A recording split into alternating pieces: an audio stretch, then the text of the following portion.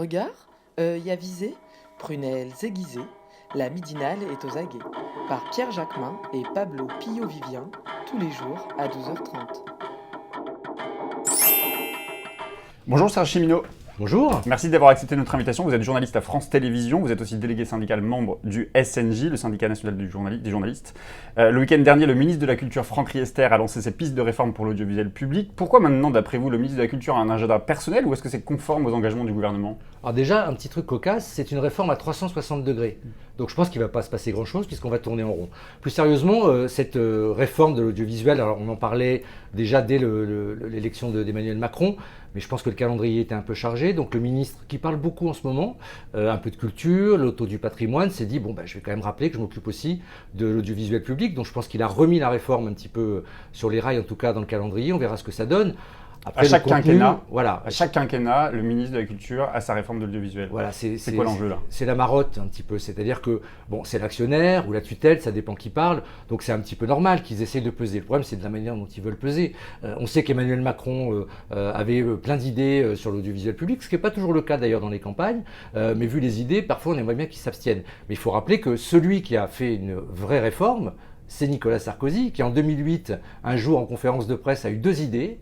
La première, c'était d'épouser Carla Bruni. Rappelez-vous, Carla, c'est du sérieux. Sur l'audiovisuel public, il a été un peu moins, parce qu'il décide, un matin, en se réveillant, en se rasant, certainement, de supprimer la publicité après 20h. Ce qui a été le premier réel coup d'arrêt du développement de l'audiovisuel public. Alors certains disaient qu'il fallait réformer tout. Aucune réforme n'existait derrière. En revanche, on peut estimer que couper les moyens publicitaires à l'audiovisuel public, ça a profité à certains, qui sont plutôt les amis de Nicolas Sarkozy. Donc oui, toujours une réforme, pas toujours bien vue, et qui s'ajoute, et je pense qu'on va en parler, à des réformes en interne qui font qu'on est projet sur projet, millefeuille sur millefeuille, et nous, on est un peu perdus. Et puis au bout du compte, ça n'avance pas. On va revenir sur l'interne, mais justement un point encore sur la question du financement. Dans les propositions de Franck Riester, il proposerait d'étendre, ou en tout cas de généraliser la redevance pour financer l'audiovisuel public. C'est une bonne idée ? Il paraît déjà que le débat sur la redevance universelle est enterré, qu'il y a toujours cette idée qui avait été lancée, je crois, par Fleur Pellerin à l'époque du quinquennat Hollande, c'était de taxer les ordinateurs, puisqu'on nous rebat les oreilles de changement de pratique, on dit on ne regarde plus la télé sur la télé, on la regarde sur les ordinateurs, mais on aimerait ne pas être taxé. Bon, alors c'est vrai que les taxes, les impôts, c'est pas très, très à la mode, il manquerait plus que tout le monde nous regarde avec un gilet jaune, donc il faut faire attention. Mais je crois que le débat du financement, bien sûr qu'il est fondamental, parce que depuis des années, on va dire depuis 2008 j'en parlais, donc ça fait quand même 11 ans, le seul débat du financement, c'est quoi ? C'est de retirer de l'argent à l'audiovisuel public. Alors je veux bien, on est une entreprise qui est dans le monde, dans la société, on doit faire des efforts, mais ils sont toujours faits de la même manière. On coupe les moyens, on enlève des moyens et après on parle d'éventuelles réformes. Donc il faut un vrai débat sur le financement, ça j'en suis persuadé. Redevance.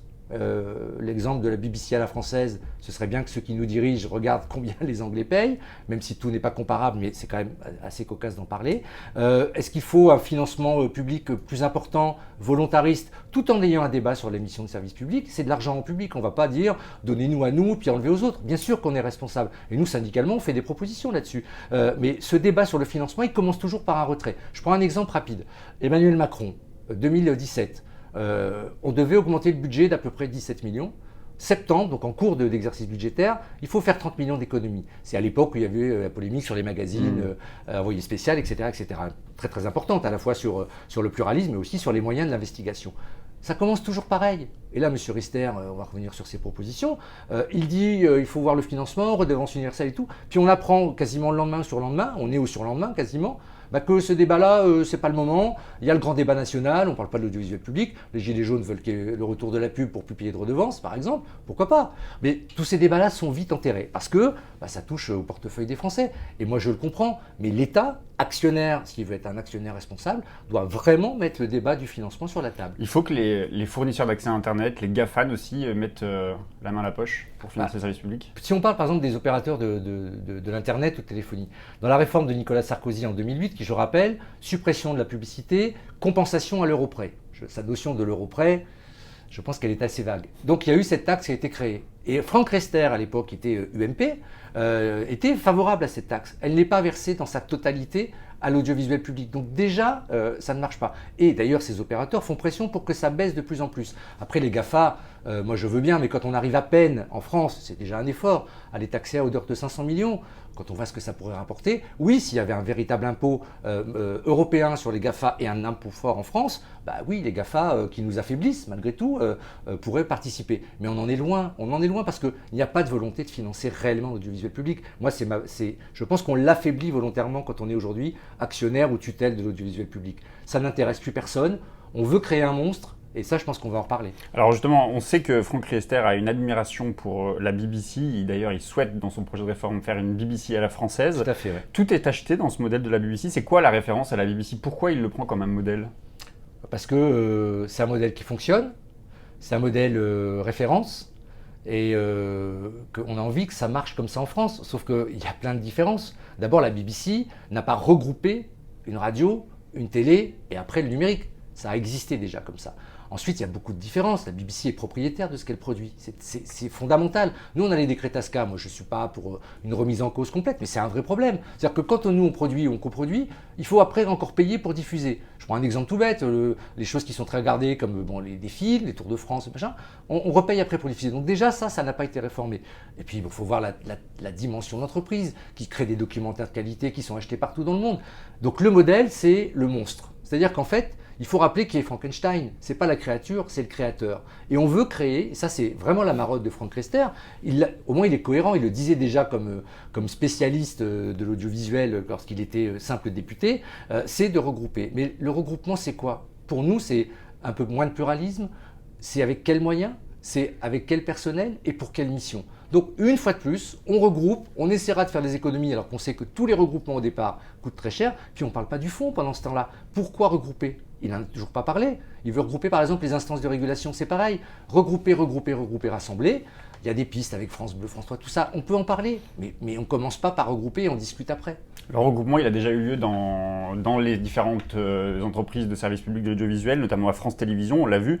La réorganisation a contribué à mutualiser, voire à fusionner des programmes, enfin des directions plutôt et des services. Quelles conséquences ça a clairement, concrètement sur les programmes? Alors, avant de parler des programmes, par exemple, il y a la fusion des rédactions nationales, France 2, France 3. La conséquence, c'est quoi? C'est que ça affaiblit clairement les éditions nationales de France 3. Ça ne veut pas dire qu'on est moins nombreux, ça ne veut pas dire que pour l'instant ils font des économies, mais ça veut dire qu'il y a moins de pluralisme, puisque les mêmes équipes tournent les mêmes choses. Qu'est-ce qu'on va montrer aux téléspectateurs? Regardez, ils font la même chose, pourquoi garder les deux? Donc c'est toujours comme ça que ça marche la fusion. Pour la fusion des programmes, le côté, ce qu'on appelle la vision transversale, c'est-à-dire on oublie les silos, on oublie les chaînes, on prend des décisions en global, et puis après on voit sur quelle chaîne on les met. Pourquoi pas? C'est en cours. Je peux vous dire que c'est très très compliqué parce que vous avez des égos de directeurs qui sont en train de perdre, ou de directrices qui sont en train de perdre un peu pied. Mais ce qu'il faut voir, quand je parlais du millefeuille, Patrick de Carolis, avant l'entreprise unique, 2009-2010, a un projet de chantier de la transversalité. Très bien. Rémi Fimelin prend sa suite, il annule tout ça. Très bien. Delphine Ernotte commence son mandat en 2015. Elle reste dans la lignée de M. Fimelin. Il faut l'identité des chaînes. Et là, en cours de mandat, avec M. Candilis, on revient à la transversalité. Quand je vous disais que ces projets qui s'enchaînent, ces millefeuilles, nous, on n'y comprend plus rien. Et surtout, quand on parle d'argent public, tout ça, ça a un coût. Vous réfléchissez, vous avez des cabinets conseils qui vous conseillent d'aller voir un cabinet conseil, qui va vous faire, bon, voilà, etc., etc. Et on est toujours dedans. Et ça prend un temps fou, ce qui est normal. Et ce chantier-là, en plus, on ne sait pas pour quel résultat. Quand vous avez un succès de Capitaine Marlowe, vous ne vous posez pas la question de savoir si vous le mettez sur la 3, sur la 2. Vous le produisez, vous le mettez sur la 3, ça fonctionne, etc., etc. Donc, on est tout le temps dans des injonctions contradictoires. Faites des économies, prenez votre temps sur des projets, et puis pendant ce temps-là, faites mieux avec moins. Et donc, ce projet de M. Riester, certainement qui est de bonne foi, qui aime l'audiovisuel public, mais il faut qu'il le prouve. C'est ce qu'on dit. Pas d'amour, preuve d'amour. Pour l'instant, c'est des preuves qu'il faut faire des économies. Donc on verra comment il précise les choses. Il a un peu changé, vous avez lu, c'est sur la table. Bon, nous, je profite de ce petit moment pour dire, recevez les salariés. Nous sommes une organisation syndicale de journalistes, on sait parler d'autres choses aussi, on est prêt à vous donner quelques idées. Mais commençons pas par regrouper ce qui n'est pas en plus... Radio France, c'est une machine qui fonctionne. France Télévisions, arrêtons de nous auto-flageller, ça fonctionne. On va déjà perdre 2 chaînes, France 4, France O, bon, tout ça. Donc il faut mettre les choses à plat et commencer par un projet. On peut parler d'émissions de service public, mais qu'on ne commence pas par dire, écoutez, on va vous enlever beaucoup et vous ferez quand même autant. Un sujet sensible aussi à France Télévisions, c'est la possible disparition du Soir Toi de France 3. Jean-Marie Cavada, un ancien grand patron du service public de l'audiovisuel, a déclaré au site Pure Média, je le cite, « Je mènerai campagne contre l'arrêt du Soir 3 parce que c'est un déni de la nature du service public ». Vous êtes inquiet vous aussi ? Oui, alors on est d'abord très content de ce soutien. J'ai découvert ça hier. C'est le créateur du Soir 3. Vous l'avez dit, un grand patron 40 de ans, l'audiovisuel public. 40 ans, 1978. Et d'ailleurs, on fêtait les 40 ans en septembre 2018 où le directeur de l'Info actuel, Yannick Le Tranchant, nous disait « Mais arrêtez, le Soir 3 n'est pas menacé ». Quelques mois après, nous, on dit qu'il est supprimé. Alors, ils veulent le transférer sur France Info pour faire une tranche, ce qui est assez paradoxal, qui pourrait concurrencer, entre autres, celle de Bruce Toussaint, donc avec une chaîne info, le 22h30 minuit. On nous dit que France Info n'est pas une chaîne info, mais on fait du tout info. Et puis surtout, j'aime pas trop parler d'audience, mais enfin, quand ça marche, on va pas se plaindre. 580 000 en moyenne en 2018, jusqu'à 1,3 million lorsqu'il y a le capitaine Marlowe. Je salue le capitaine Marlowe. Qui booste du coup le Soir 3. Mais bien sûr, donc c'est un vrai succès qui ne se dément pas. Même le week-end, à des heures improbables, ça peut aller de 300 à 600 000. Et la chaîne info, c'est France Télévisions. Moi, je n'ai qu'un souhait, c'est qu'elle fonctionne, mais qu'elle ne fonctionne pas au détriment de ce qui existe. Et là, la suppression du Soir 3, au-delà de la symbolique, de la fermeture d'un journal, ce qui est pour nous catastrophe, c'est comme si on déchirait ensemble un journal de la PQR un beau matin parce qu'il y a un voisin concurrent. On se fait une autoconcurrence sur un journal qui fonctionne, puis qui a un vrai public. Et dernier point, le transfert du public. La structure des gens qui regardent le Soir 3 et ceux qui regardent un peu France Info n'a rien à voir. Donc ceux qui imaginent un transfert nous racontent des inepties qui nous inquiètent parce qu'on veut soutenir ce journal. Donc nous, on a dit à Jean-Marie Cavada, merci. Alors, il ne va pas s'engager plus parce qu'en plus, on ne veut pas que politiquement, ça prenne une autre tournure. Mais nous, on a lancé une pétition qui est en train de faire sa place pour que le public puisse donner son sentiment. Et moi qui gère cette pétition-là, j'ai regardé les commentaires des gens. C'est un attachement, un véritable attachement pour le dernier journal du soir sur une chaîne généraliste. Si demain on veut qu'il reste que les chaînes info, moi c'est pas ma came. Donc il faut défendre ce journal-là. On le dit à Delphine Ernotte, je le dis là aussi pour vous. On ne peut pas sacrifier ce journal-là. On peut discuter de changements par-ci par-là, mais on veut un horaire fixe. C'est aussi simple que ça, mais sur une chaîne généraliste. C'est fondamental. Sinon c'est le début de la fin, après le 19-20, après le 12-13. Ce que cherche la fusion, c'est certainement ça, de fermer les antennes de la 3 au niveau national pour faire croire que c'est une chaîne à vocation régionale. Donc tout ça est compliqué et la réforme de l'audiovisuel de M. Rister doit à un moment donné dire stop, faisons le point, arrêtons de bousculer les salariés, puis arrêtons de perdre des téléspectateurs parce qu'au bout du compte, on va en perdre des gens parce qu'on ne comprend plus ce qui se passe à France Télévisions. Il y a pile 4 ans, Radio France mettait fin à un des plus grands conflits, le plus grand conflit social de son histoire. C'est quoi le climat social aujourd'hui dans l'audiovisuel public ? Les deux entreprises ne sont pas forcément comparables en termes de climat social parce que les cultures du conflit ne sont pas les mêmes. Moi, j'ai un conseil à donner à M. Rister. C'est qu'il ne nous pousse pas à nous regrouper parce qu'on sait faire. Il y a déjà eu des conflits communs. À force de taper sur les salariés en disant que c'est eux le problème, parce que c'est toujours pareil, c'est comme une entreprise. On est une entreprise. Quand on veut faire des bénéfices, dans certaines entreprises, pour avoir plus de dividendes, on se sépare des salariés. À France Télévisions, il n'y a pas trop de dividendes, je rassure ceux qui nous regardent. En revanche, il y a des salariés. Et par rapport à ça, oui, si on commence à dire que la solution, c'est de regrouper, donc à un moment donné, d'enlever des missions aux gens, sans même parler encore de perte d'emploi, je pense que oui, ça peut commencer à nous agacer les uns les autres. Nous, on est à France Télévisions, une entreprise, moi, que je dis au bord du burn-out global, parce qu'on n'arrête pas. Les projets s'accumulent, il y a des individus qui craquent, collectivement, ça ne va pas bien. Radio France a aussi ses problèmes, la création de France Info a posé des problèmes, France Info télé et numérique. Ils ont des problèmes sur l'emploi, puisque Madame Sybille Veil, leur directrice, leur présidente, a dit clairement qu'elle était à l'os. Bon, apparemment... budgétairement, c'est pas mieux. Donc, je pense que c'est un audiovisuel public qui est à bout. Mais ce qui est compliqué, c'est qu'à l'extérieur, la façon dont c'est présenté, c'est qu'on n'a pas forcément le public avec nous si on lance un conflit, parce qu'on considère qu'on est tous très bien payés, qu'on serait tous des animateurs producteurs. Donc, il y a une image que nous, on essaye de rétablir, puisqu'on est des salariés comme les autres, pas mieux payés. On n'est pas tous à 600 000 euros, à quoi que ce soit. Il y a quelques stars. Bon, ok, c'est un truc. Mais globalement, il y a un vrai déficit de communication vers l'extérieur. Et puis, je pense que les gens, ils ne se rendent pas compte. C'est quand on leur enlèvera l'audiovisuel public qu'ils se rendront compte que c'était utile. C'est un peu comme la démocratie, un peu comme la liberté de manifester. C'est quand on les a plus qu'on commence à se rendre compte que c'était pas mal. Un exemple, on avait eu le référendum en Suisse, vous vous souvenez, faut-il maintenir une redevance ? Les Suisses, rois de la votation, ils ont dit clairement oui, il faut un audiovisuel public. Nous, on dit pareil. Alors, je ne sais pas s'il y aura un référendum d'initiative partagée, d'initiative citoyenne ou quoi que ce soit, mais nous, on aimerait bien qu'à un moment donné, les Français disent mais il y a des choses à changer, c'est de l'argent public, il faut faire attention, mais c'est super important d'avoir un audiovisuel public. Et ceux qui nous dirigent, parfois, je pense qu'ils n'ont pas le même sentiment de la nécessité d'un audiovisuel public. J'ai une dernière question, Serge Chimino. Emmanuel Macron s'était engagé à mettre en place un conseil de déontologie de la presse. L'idée ne semble plus faire recette, vous en pensez quoi ?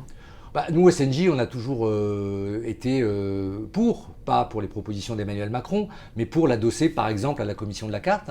Donc je pense que c'est utile par rapport à cette défiance qui existe et tout, mais c'est pas un tribunal.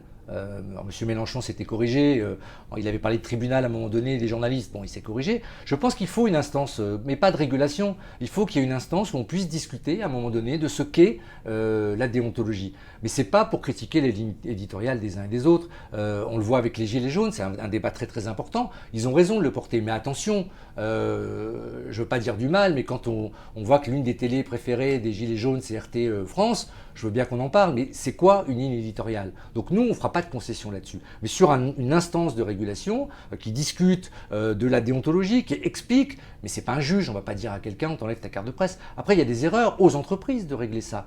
Après, moi, la façon dont Emmanuel Macron parle de déontologie, de fake news, de regard sur les réseaux sociaux, je ne partage absolument pas le regard qu'il a sur la presse. Juste un point, en plein cœur de l'affaire Benalla, il déclare devant les députés En Marche, les journalistes ne cherchent plus la vérité. Rien que ça, qu'ils nous laissent faire, on la trouvera la vérité. Merci beaucoup Serge Cheminot. Merci à vous.